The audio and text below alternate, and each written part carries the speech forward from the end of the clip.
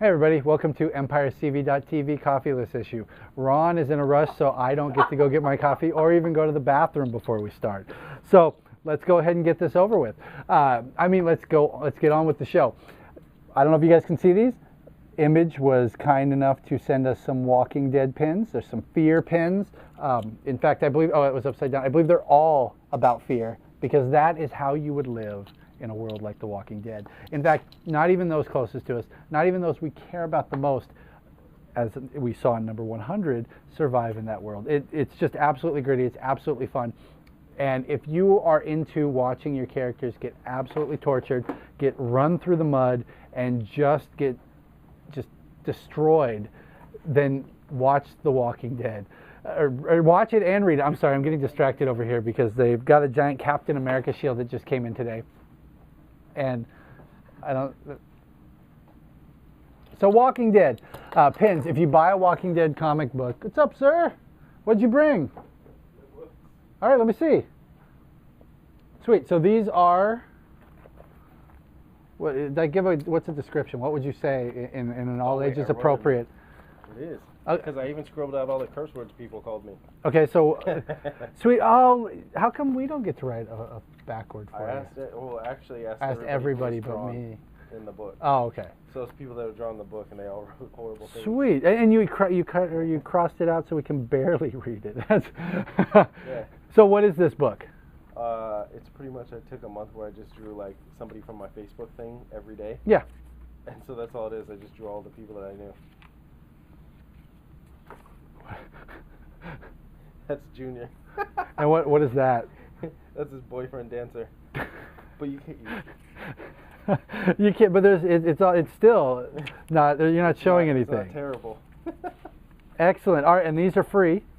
Yeah. And there's the Angry Panda. Yeah, I had to put that one in. So, cool. These are free at Empire. They're going to be up by the door. And if you would stop putting those in there. Oh, those are just that in would there. be awesome. Those are just in there. Oh, and then there's a guy that's going to be coming in for that. Who is it? This dude named Sean. Okay, cool. The box is falling apart. All right, that's okay. That's okay. The box is made of the same material the artist is. Are you guys making it? Yeah, you're on there now. So you can come down. They're free. They'll be up by the front of the door. Come down, get your free art book. They're exclusively only at Empire's Comics. So come on down and grab them. That was perfect timing. You couldn't have done that any better. I didn't know I was going to be on the video. And so, yes, you would have dressed better? Yeah. All right, so Green Lantern, let's get back to what we were talking about. Oh, the 15th is Roller Derby.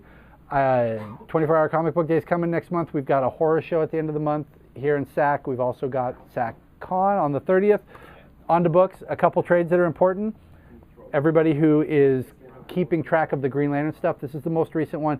This is the War of the Green Lanterns. It kind of wrapped everything up before they continued into the New 52. The New 52 does not discount any of this, so you can continue collecting it. In fact, you're going to need it in order to go on. The only thing that was really disappointing is at one point in this, everybody gets a different color ring. They have to kind of shed the old and take on the new. And I was very disappointed in the blue because the blue is my favorite, and they still haven't done anything. Up until today, they got attacked by a whole armada of the Blue Beetle aliens. They put up a shield for like 5 minutes and it collapsed. What is the point of these lanterns, Jeff?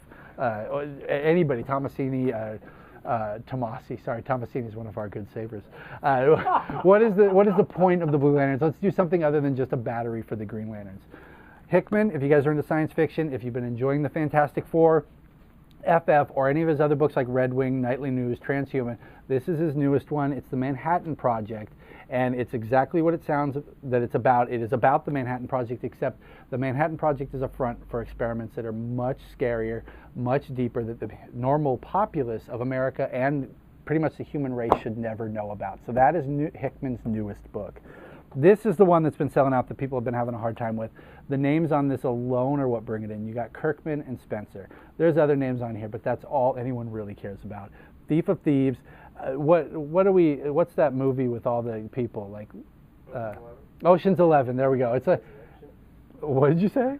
Tupac Resurrection. Yeah, this is a lot like Tupac Resurrection and Ocean's 11, all mixed together, but without Tupac or the Resurrection.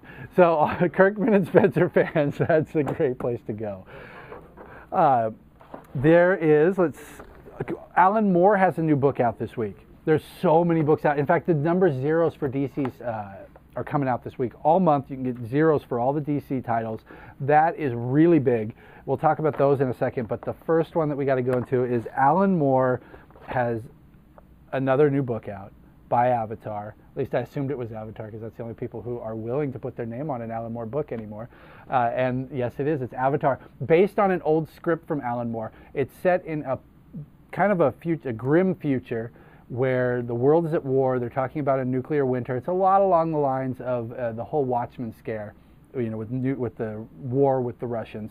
And we're following around a few very interesting characters in basically their night on the town. You've got a couple of soldiers.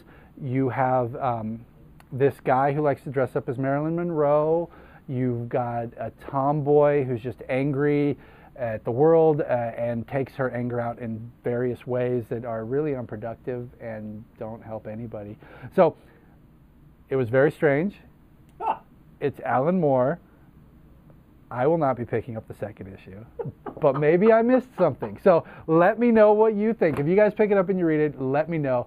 It is Allan Moore. It's not even like what was that? Note the time so we could cut that. No, it wasn't Necromunda. Necromunda is the Games Workshop. Well, it wasn't like that where I read it and I was like, my God, Allan, what are you doing? And then I kept picking up the next issues. This Neonomicon, there it is, from the man who doesn't even read anything that's not on the kids' shelf. So this one, let me know. Maybe I missed, right over my head. Allan Moore is pretty intense. Anything above Watchmen, and I'm lost. So here we go. We got a few number zeros. Number 0, Green Lantern. Not as necessary as the other zeros because nothing was rewritten for Green Lantern, so we know the history. In fact, we just talked about it a moment ago. But there is yet another Earth Lantern. Yet another one, and which really worries me because Guy is in a precarious spot right now, and I'm wondering if he's going to be the one who gets cut during this third army, because Raynor's not getting cut because he's got his own book. Hal's got his own book. The Guardians were just talking about how they're raising Gardner to drop him from a higher height.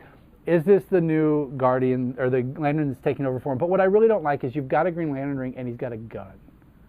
It makes absolutely no sense. Why don't you use the ring? And an Iron Man mask. He does have an Iron Man mask. So I'm not sold. And a lot of it's because I think that they're going to do something to Guy, and that's really going to piss me off. John Stewart's on the same book as Guy. Okay. But John's playing this big martyr role. He's doing this whole, I did kill this guy. He killed a fellow Lantern, because he had to save these people from figuring out where Oa was, how they could get the Guardians, and basically, take them out and bring all of their battery power away, take all their battery power away from them. So he killed the Guardian that was going to crack. So the Alpha Lanterns found out, put him on trial. He's like, I deserve it. Kill me, kill me, kill me. If you're going to kill him for something, kill him for destroying that entire planet way back in Cosmic Odyssey. I mean, maybe that was erased. I don't know, but he did what he had to do, and there's nothing wrong with that. But the Alpha Lanterns are gone now, right? The Alpha Lanterns are gone. Yes, that's what leads into the Third Army. They took out the Alpha Lanterns. They pitted all the corps against each other. The Green Lanterns are falling apart. The annual came out last week. We actually get to meet some other Owens who are keeping the first Green Lantern prisoner. The Guardians go there to free him so they can start the Third Army. So it was really neat. The Owens actually reminded me, the Guardians that were watching them actually reminded me a lot of the Quardians.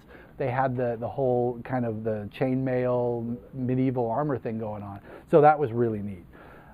We've got a lot of them that were the zeros that are out right now. You've got Earth 2, you've got Animal Man, some of the miniseries, Dial H, GI Combat, some of the books nobody cares about like Green Lantern, new books that are coming out, Phantom Stranger. That's awesome. The only thing that I don't like about this is that Dan Didio is writing it. So, no offense, Dan. Action Comics.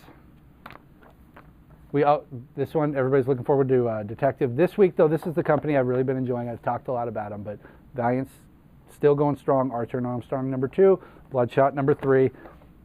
Transformers Regeneration, taking it back to the 80s, continuing the storyline that they left off there. And I suppose we should mention something for Marvel.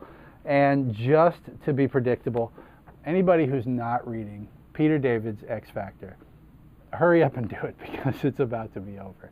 So thank you all for not supporting it. Thank you for doing such a great job month in and month out, Peter. And also, let's do Rucka because I love him. Punisher. That's it. Ooh, question from the audience. Yeah. What's the point of the 0 issues again? The 0 issues, they started out with the #1s where the universe had been there for about 5 years. So you can go back to Action Comics, that's 6 years in the past, Superman's the first superhero. You can then go 5 years into the past, the Justice League forms, the superhero community is coming together. But when we started all the books, those 5 years are left open. It's a way for DC to throw in new continuity, throw in new ideas, while at the same time taking what they want from the old universe and saying it still happened. So we don't know what's going on. We don't know really what happened and what didn't. We're trying to piece it all together. The Zeros are going to help with that and kind of give us a grounding for each of the heroes. I wish there was a Titans #0 this week. I really want to read that because their continuity has been absolutely screwed. There's no Beast Boy on the team. There's no Donna Troy because she doesn't exist because she was a mistake initially. There is no Cyborg on the team because he's a Justice Leaguer. If he was on Teen Titans, it would make no sense because he goes from the big leagues down to the little guys. Doesn't make any sense. So and there's no Raven. So the entire concept of the Teen Titans is done. I'd love to see where they start because in Red Hood, they mentioned that there was a previous Titans that Starfire was part of. So I'm completely out of the loop on that one. And Teen Titans, the old Teen Titans with Marv Wolfman and George Perez, was one of my favorites. In fact, it was one of the only 2 DC books I read as a kid. It was that and Legion. Everything else was Marvel. So hopefully that answers your question. We still have Rolly's reading program. We have a selection of books that range from Marvel, DC, Indie. You can come on down. It's $7. You sit down. You get to read as much of these books as you like. And each week we add 2 more. So they just keep piling up. And what's that? Each week we had 10 more. What did I say? Oh, I'm sorry. There's 10 of them now. Each week we add 10 more. The pile just keeps growing. You can come down, sit down for $7 for the price of 2 books, sometimes less than 2 books. You get to read a ton of these.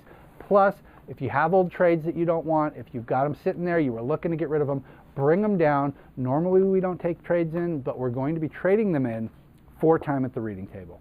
So thank you very much and have a great week. Hopefully we will see you guys at the roller derby on the 15th.